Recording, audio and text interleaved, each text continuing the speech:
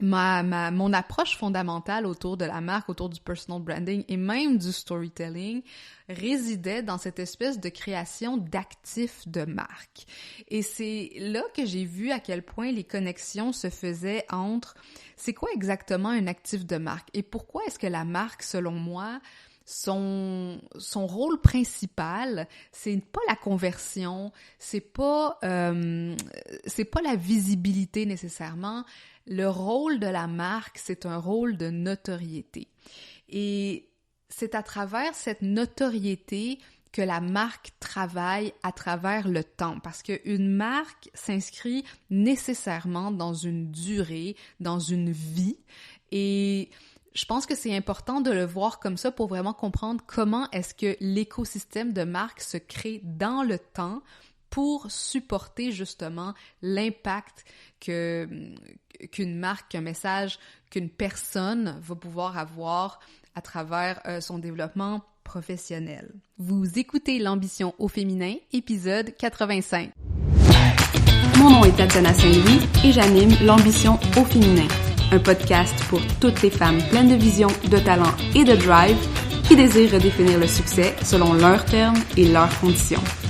Chaque semaine, j'explore seule ou en présence d'invités les thèmes entourant la réussite professionnelle et personnelle. Mindset, productivité, leadership, branding personnel, c'est le rendez-vous pour réfléchir à la façon dont tu veux vivre ton plein potentiel et laisser ton empreinte dans le monde.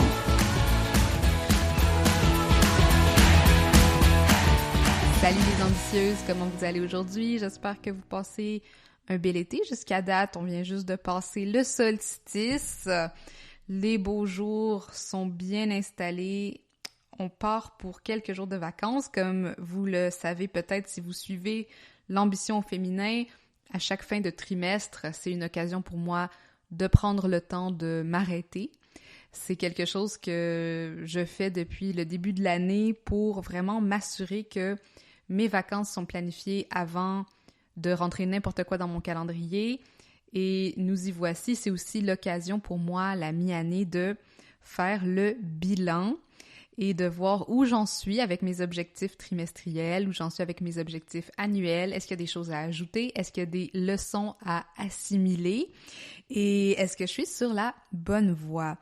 Parlant de voie, aujourd'hui, je veux vous parler d'un sujet qui est très intimement lié à ma nouvelle offre de service qui s'appelle Money Brand et c'est au sujet justement de l'écosystème de marque parce que bon, si vous suivez les épisodes dans les derniers temps, vous savez que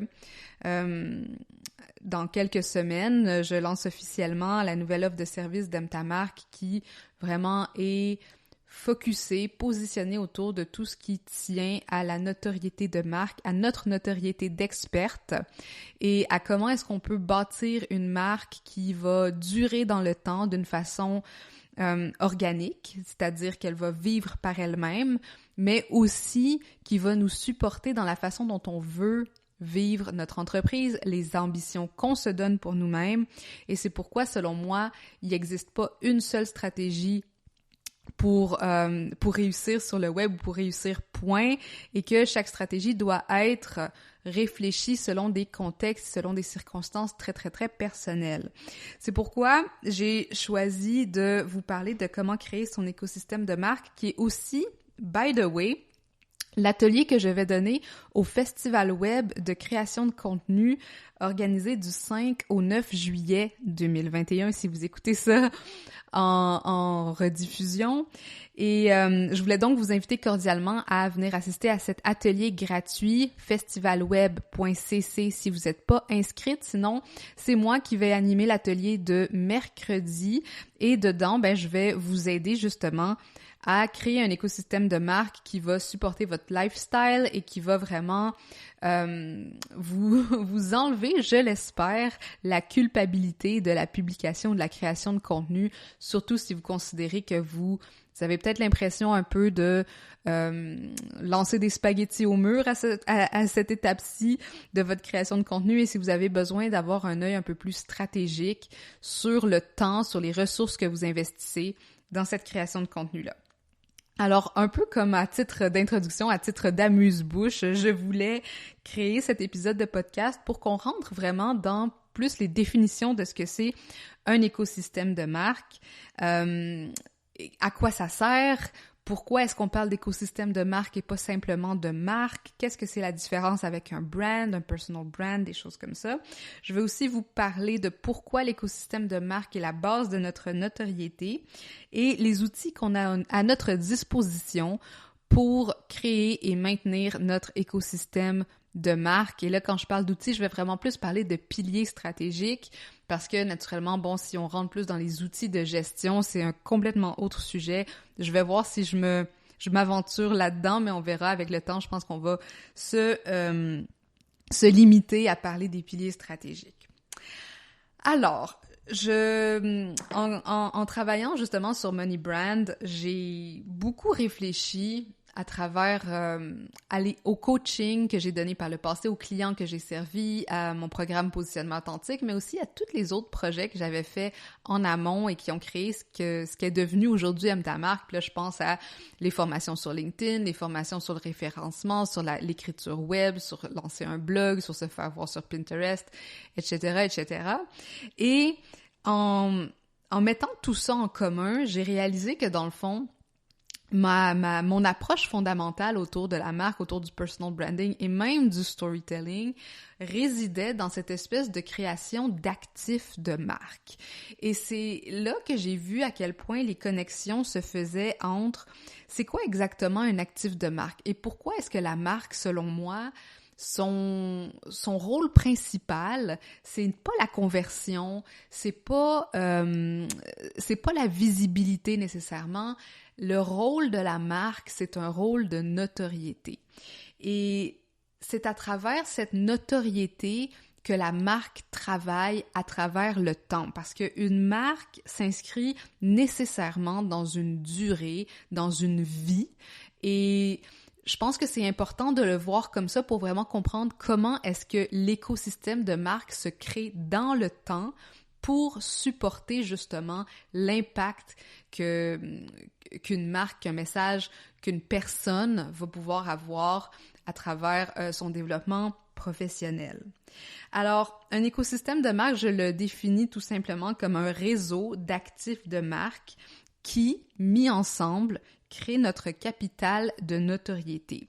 Puis moi, j'aime beaucoup le voir comme, vous savez, tu sais, on n'a aucune problématique à réfléchir à notre capital financier de façon diversifiée. C'est-à-dire que au fur et à mesure qu'on évolue dans la vie, on accumule des actifs comme par exemple, on va acheter une maison, on va avoir un emploi, on va avoir un fonds de pension, on va peut-être investir à la bourse, on va mettre de l'argent dans un REER, on va acheter des fonds d'études et on va aussi investir dans des choses qui sont peut-être un peu moins tangibles, comme par exemple des rénovations chez nous, le fait d'habiter dans un certain quartier qui est peut-être plus propice à résister à certaines crises économiques, peu importe. Alors, quand on crée ce capital financier-là, on repose sur divers instruments qui nous aident à ensuite solidifier ce capital-là qui deviennent nos actifs, qui devient un peu, si on voudrait utiliser la même terminologie, notre écosystème financier. Et pour une marque, si on considère qu'à la place d'argent, on parle ici de notoriété, c'est un peu le même principe, à ce sens que au fur et à mesure que la marque évolue, elle va accumuler certains actifs, comme par exemple un logo, une identité visuelle, un site web, des réseaux sociaux, des communautés sur ces réseaux sociaux-là, une bibliothèque de contenu, des partenariats avec des personnes, des événements qu'elle a créés, des apparitions dans des médias ou sur certains autres podcasts. Et tous ces points de contact-là deviennent justement des actifs de marque parce que si je pense à par exemple, une entrevue que j'aurais faite sur un podcast populaire par le passé, ben cet actif-là, non seulement a été possible parce que peut-être j'avais d'autres actifs qui étaient en place et qui m'ont permis de me démarquer auprès de de ces gens-là en particulier qui m'ont invité sur leur podcast, ou bien j'ai convaincu de me faire inviter comme conférencière dans un grand événement et ils vont avoir fait une vidéo sur moi, et puis éventuellement, au fur et à mesure que les années passent, les gens vont pouvoir continuer à consommer ce contenu-là, continuer à être en contact avec mon nom, avec ma marque, avec mon message, sans que moi, j'aie à faire quoi que ce soit de mon côté. Donc, cet investissement-là, ou cet actif que j'ai acquis au fur et à mesure, au fil du temps, va ensuite me servir pour ma legacy, je sais pas comment on dit ça en anglais, mon leg, mon impact futur, bref, qu'est-ce que je laisse derrière moi. Et c'est vraiment comme ça que je vous encourage à réfléchir à votre marque, qui n'est pas simplement genre, est-ce que j'ai un site web, un logo, puis est-ce que je suis capable de faire de l'argent là, aujourd'hui, maintenant.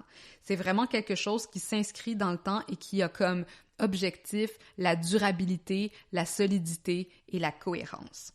Alors, là, je vous ai nommé plusieurs exemples, mais tu sais, pensez à n'importe quelle grande marque qui ont perduré à travers le temps, puis je pense ici à une des marques iconiques comme Coca-Cola. Vous savez, ils ont une identité visuelle très reconnaissable. Le logo de Coca-Cola en lui-même doit valoir des milliards de dollars parce que tu as juste à mettre le logo quelque part, c'est extrêmement reconnaissable. C'est aussi l'histoire de marque. On n'y pense pas souvent, mais l'histoire qui nous a amené quelque part est un représentant aussi de qui on est et contribue à ce message qui continue à se faire perpétuer. Donc, notre histoire de marque, la culture d'entreprise, la vision d'entreprise est aussi un type de capital de marque, surtout si on commence à réfléchir à engager, à croître, à s'expandre, et à ce moment-là, ben plus la marque est forte, plus on va être capable de fédérer une communauté autour de celle-ci. Et quand je parle de communauté, je parle aussi d'une communauté d'employés.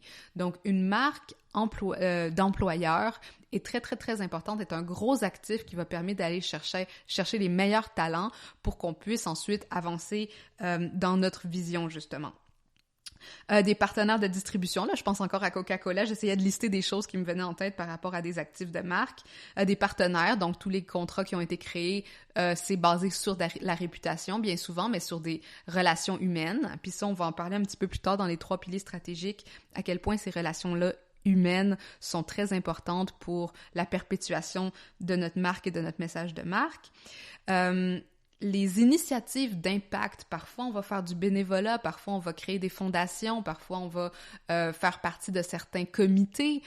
Dans mon cas, j'ai eu la chance cette année de faire partie d'un comité avec Femmes Essor pour déterminer 100 entrepreneurs des entrepreneurs féminines d'impact au Québec, et j'ai contribué à faire la sélection de ces entrepreneurs-là, et puis c'était un grand honneur pour moi de faire partie de ce comité de sélection-là, parce qu'on est venu me choisir pour ce que je représentais aussi, pour ma vision et pour le fait que on avait confiance dans le fait que moi, Tatiana Saint-Louis, pour Aime ta marque, avait à cœur le succès des femmes ici dans la francophonie et au Québec, et donc que j'étais une des bonnes personnes pour m'asseoir sur ce panel de juges. Alors ça, c'est un exemple, par exemple, d'initiative d'impact qui pourrait faire partie de notre capital de marque et de nos actifs de marque. Les commandites, ça en fait partie aussi. Et là, c'est sûr que moi, je vous parle beaucoup de tout ce qui est organique parce que c'est ma spécialité. Mais tout ce qui est publicité, si on pense aux publicités de Coca-Cola ou Apple qui sont devenues elles aussi iconiques, elles rentrent dans les archives des classiques publicitaires aussi. Donc ça, naturellement, c'est des actifs de marque qui travaillent longtemps pour nous. Des événements, etc. Même que ce soit des événements commandités ou organisés par nous-mêmes. Alors, ça, c'est l'écosystème de marque. Maintenant, pourquoi est-ce que c'est la base de notre notoriété? Je l'ai abordé rapidement, mais c'est parce que cet écosystème de marque-là, c'est ce qui va assurer notre durabilité dans le temps. C'est ça qui va parler de nous quand on n'est pas là. Et bien souvent, je vois des entrepreneurs qui vont vouloir aller chercher la dernière stratégie à la mode, vouloir s'investir énormément dans certains réseaux sociaux parce que c'est ça qui a le feu aux poudres, c'est ça qui explose en ce moment. Je pense à... je dis pas que c'est pas nécessairement des bonnes stratégies, mais je pense à tout ce qui est TikTok, tout ce qui est Reels, Instagram. Tu sais, quand il y a une nouvelle mode, c'est toujours important de se poser la question, est-ce que je suis en train de mettre en place quelque chose qui me prend beaucoup de temps et qui a peut-être des résultats immédiat, mais qu'est-ce que ça me dit sur la durabilité de cet actif de marque-là?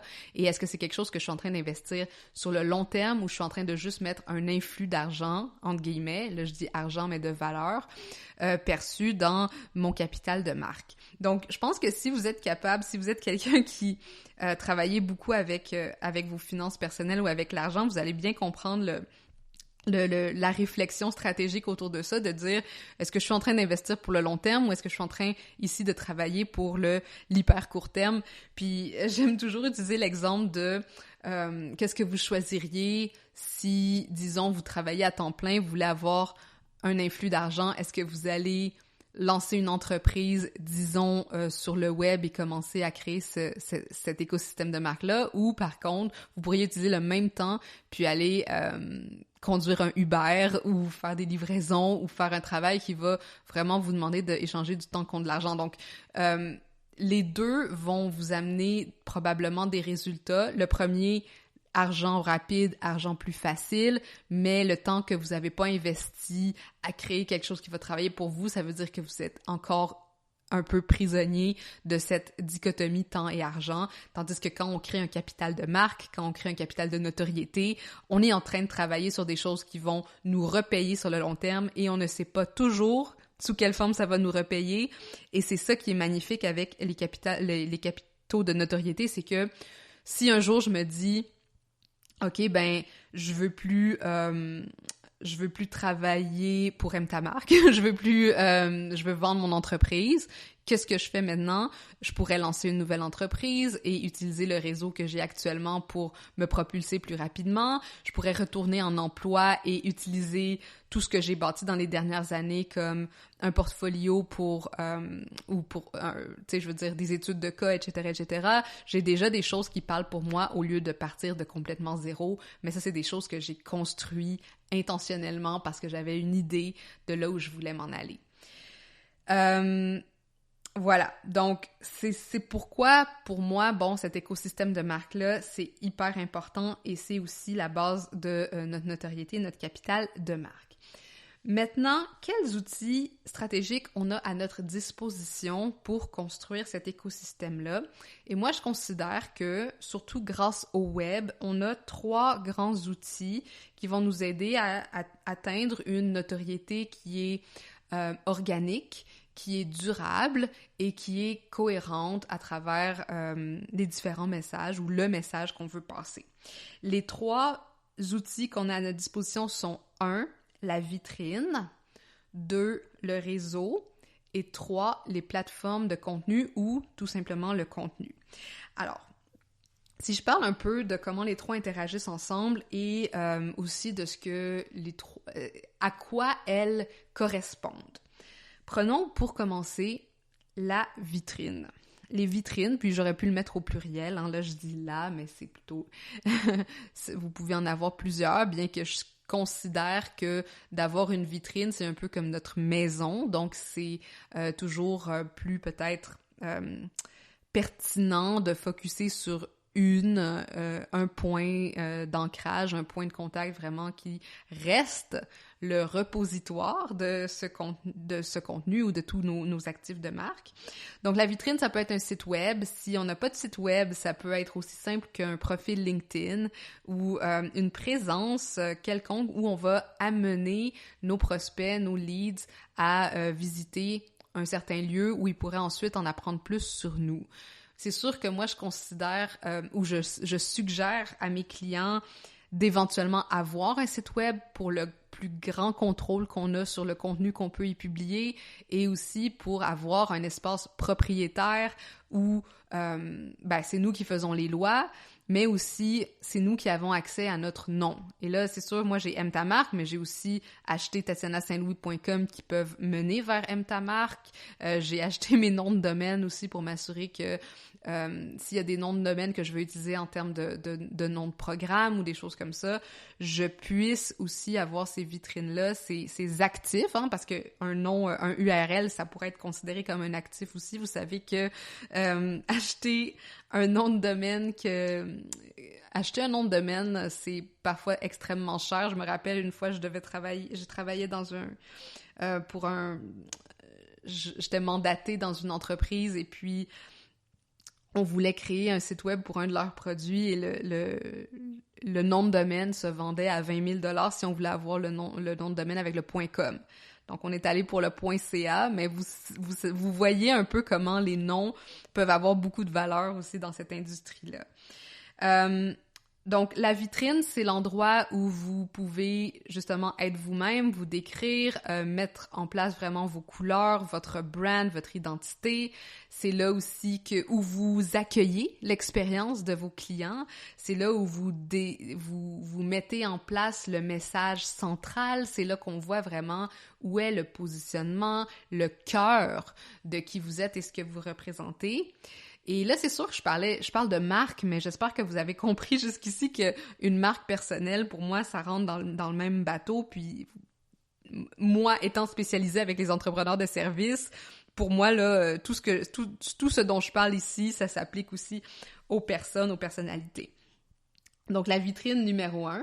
Ensuite, on a les plateformes de contenu, je dirais, ou les contenus, c'est-à-dire, Aime ta marque, en ce moment, a plusieurs points de contact de contenu. J'ai Pinterest, j'ai LinkedIn, j'ai Instagram. J'ai une présence sur Facebook, même si je ne l'utilise pas réellement. Et j'ai quelques vidéos sur YouTube aussi qui dorment, là, je dirais. J'en fais pas beaucoup la promotion et je mets pas beaucoup de contenu, même si c'est quelque chose que j'ai envie de recommencer bientôt. J'ai mon podcast L'Ambition Féminin que vous écoutez en ce moment. Et toutes ces plateformes de contenu-là me permettent de diffuser mon message sous plusieurs formes, sous plusieurs facettes, dépendamment de ma stratégie de contenu et ma stratégie de positionnement.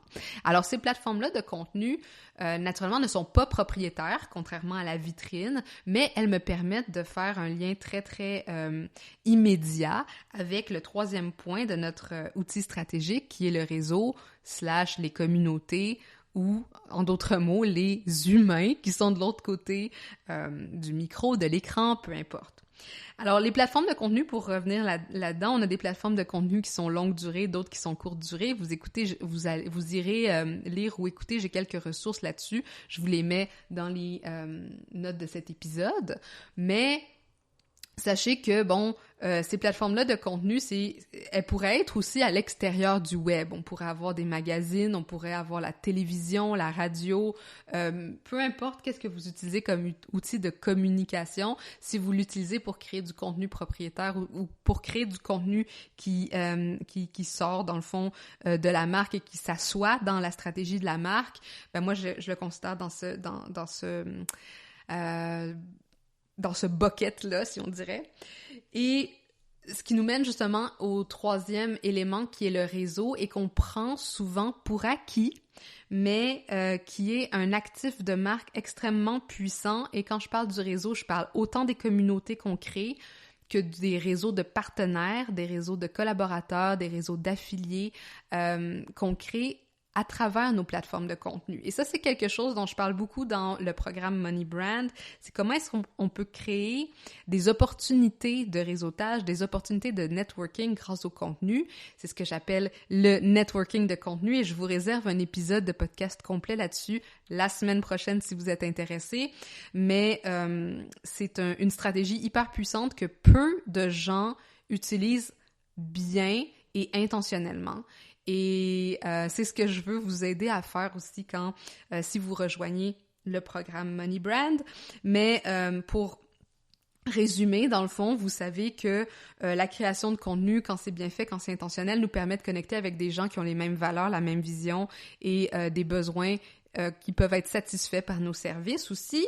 Et ce réseau-là aussi peut être créé à travers des réseaux d'influenceurs. Donc moi, je parle pas nécessairement d'influenceurs Instagram comme on y penserait ou influenceurs YouTube, mais vraiment des gens qui sont autour de nous et qui sont en contact avec notre public idéal et qui peuvent servir de pont pour disséminer notre message, disséminer notre réseau. Et ça, c'est quelque chose qu'on ne prend pas assez en compte quand on fait nos stratégies de contenu. C'est comment est-ce qu'on peut répondre à leurs besoins à eux, parce que ce sont eux qui vont donner leur crédibilité, leur notoriété pour parler de nous, pour amplifier notre message. Et c'est extrêmement puissant parce que si vous considérez que comment vous consommez de l'information, consommez du contenu, bien souvent, vous allez voir à quel point le bouche à oreille est important, mais pas le bouche à oreille fait n'importe comment et pas nécessairement les références faites n'importe comment. Sur ça, je vous réfère à mon épisode d'il y a quelques semaines sur le bouche à oreille, justement, et vous allez pouvoir avoir une réflexion un peu plus charnue à ce sujet-là. Alors, les 3 outils stratégiques qu'on a à notre disposition, la vitrine, les plateformes de contenu et le réseau, et tout ça interagit ensemble naturellement parce que c'est encore une fois, des éléments dans un écosystème. Ils peuvent, l'un nourrit l'autre et ils se renforcent à travers leur propre développement. Donc voilà. Pour c'est quoi et comment créer son écosystème de marque. C'est sûr que, on va aller beaucoup plus en profondeur quand vient le temps d'aller choisir les plateformes de contenu. Ça va être ça les grandes questions à se poser. Quelles sont les plateformes de contenu à aller choisir? Où sont mes influenceurs et comment leur parler? Quel message et comment est-ce que je dois l'élaborer pour que sur mes vitrines, ce soit attractif et qu'on comprenne d'un coup d'œil qu'est-ce que je fais. Donc, tout ça, c'est des choses à affiner à travers les stratégies de communication, à travers les stratégies de message et les stratégies de notoriété pour s'assurer qu'on est en train de créer justement des fondations qui sont durables, des fondations qui vont nous propulser dans le temps et qui vont vraiment être alignées avec ce qu'on veut créer pour le futur. Voilà, donc si vous voulez en savoir un petit peu plus, si vous voulez expérimenter un peu quel genre de questions vous pourriez vous poser pour créer votre écosystème de marque, je vous invite encore une fois à venir me rejoindre à l'atelier gratuit qui aura lieu au Festival Web de création de contenu, festivalweb.cc. Si vous ne pouvez pas être en live, je crois qu'il y aura un replay, je suis pas mal sûre qu'il y aura un replay. Une rediffusion qui sera disponible pendant quelques temps pendant la durée du festival. Donc, n'hésitez pas à vous inscrire pour être sûr d'avoir accès à ça. Et je vous invite par la fin même à participer aux panels qui ont lieu tous les après-midi du 5 au 9 juillet.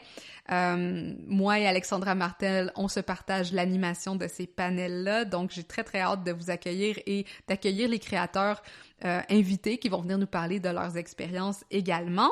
Et enfin, naturellement, je vous rappelle que vous pouvez tout de suite envoyer votre candidature pour Money Brand si vous avez comme projet de travailler votre stratégie de notoriété, travailler votre écosystème de marque pour créer justement un message durable et vous positionner comme expert, comme leader d'opinion et comme la professionnelle que vous êtes déjà. C'est à moneybrand.co. Et vous pouvez avoir plus de détails sur le programme et c'est un programme sous candidature uniquement, mais j'organise un atelier live aussi le 15 juillet si jamais, pour tous ceux qui auront été acceptés dans le programme. Donc, envoyez votre application si ça vous intéresse de savoir comment vous pouvez justement créer ce capital de marque et en bénéficier pour les années à venir. Merci beaucoup encore une fois d'avoir été présente avec moi. J'espère que ce petit épisode un peu plus théorique, on va se le dire, c'était beaucoup...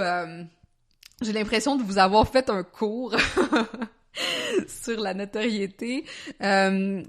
Dites-moi si ça résonne avec vous. Est-ce que vous avez déjà réfléchi à votre marque de cette façon-là? Où est-ce que vous en êtes avec votre propre développement d'écosystème de marque? Et dites-moi, envoyez-moi un message, que ce soit sur Instagram ou LinkedIn, si vous allez être présent à l'atelier du Festival Web. J'ai hâte de vous rencontrer et de parler avec vous de vive voix. Sur ce, je vous souhaite une excellente journée, un excellent été aussi si vous prenez des vacances, je vous le souhaite. La fin de trimestre, comme je vous dis, meilleur moment pour se reposer. Je vous conseille ça vivement, de mettre un temps aussi pour collecter vos pensées, collecter vos apprentissages des 3 derniers mois pour que vous puissiez repartir en forme et en force. Alors sur ce, je vous souhaite une excellente journée et je vous dis à la prochaine. Salut les ambitieuses! J'aimerais faire de ce podcast une plateforme d'échange et de réflexion autour de ce que ça veut dire être une femme et avoir du succès aujourd'hui. Si tu connais une femme dont le parcours inspirant aurait intérêt à être partagé, ou si toi-même pourrais nous outiller grâce à ton expertise ou ton expérience, rends-toi sur mtamarque.com/invité pour m'envoyer les détails. Et finalement, profite-en pour t'abonner à ce podcast afin de manquer aucun des épisodes. Et si tu es dans un mode généreux, laisse-moi donc un 5 étoiles pour aider d'autres femmes comme toi à découvrir le podcast. À la prochaine!